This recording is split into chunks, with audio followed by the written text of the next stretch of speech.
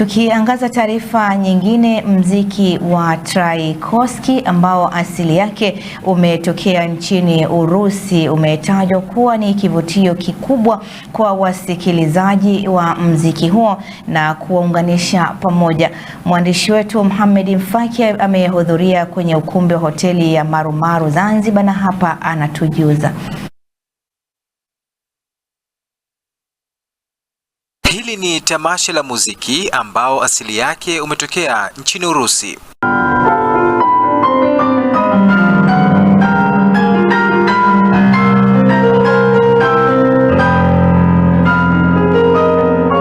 Ala ya piano hii inayopigwa na Eleonora hutoa sauti wakati funguo zake zikishuka, kuwezesha utaratibu wa kusikika vyema kwa wasikilizaji, huku sauti nzuri ya mwanamuziki Emira ikiikosha hadhira hii.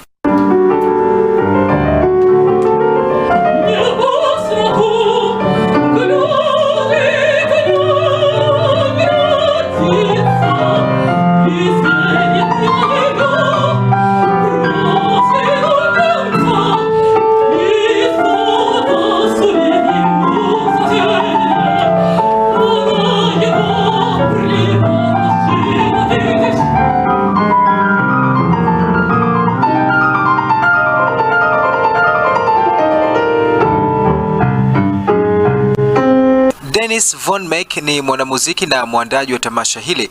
Amesema wanajaribu kuzunguka dunia nzima kutangaza muziki huu kutokana na uzuri wake ambao wanaamini unaweza kuleta mapenzi baina ya watu. What we do, we are traveling all around the world, showing how nice, how beautiful is the music of Tchaikovsky, and also telling. Tunazunguka dunia nzima kuonesha kiasi gani muziki huu wa Tchaikovsky ulivyo mzuri, na tutawaeleza mtu aliyeuanzisha muziki huu alivyo na umuhimu wake na unaofungua akili ya mtu. Nadhani kumjua aliyeuanzisha ni kwa sababu tunaonesha tamaduni ya watu wa Urusi kutoka zama zile za kale hadi zama za sasa, na hapa tunaonesha baadhi ya muziki ya Urusi pamoja na watunzi wa bara la Ulaya kwa pamoja, na tunaamini aina ya tamasha hili itachochea amani, maelewano na mapenzi.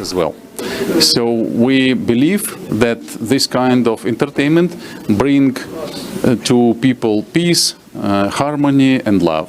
Nao wadau wa muziki visiwani Zanzibar wamesema tamasha hilo linawaweka watu wa mataifa mbalimbali pamoja na kuwawezesha wasanii wa Zanzibar kutambua aina mbalimbali za muziki.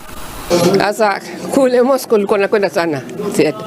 Nikaenda London siku hiyo nikaikuta inapiga bei iliyotolewa. Nikasema atarudi huku Urusi nikaiangalie. Lakini music nzuri, alafu mwisho wameimba ile Padmaskovsky Vechera. Alitumaliza. Maana ndio wakati ule sisi ndio inapigwa ile. Basi nzuri sana, yani wamefanya vizuri sana kuja hawa. Na at least watu wazoee mashikio yao kusikiliza music ya watu wakubwa. Kwa tofauti na muziki tumezoea ya utamaduni wa Zanzibar, lakini kama mabadilishano ya utamaduni ni nzuri ikiwa pale chuoni disemee pia wapo wanafunzi ambao wanajifunza muziki huu wanapiga vyombo hivi piano na kuimba, kwa hiyo wanapata kuona jinsi gani watu wa mataifa mengine wanavyofanya performances, wanapata kujifunza zaidi.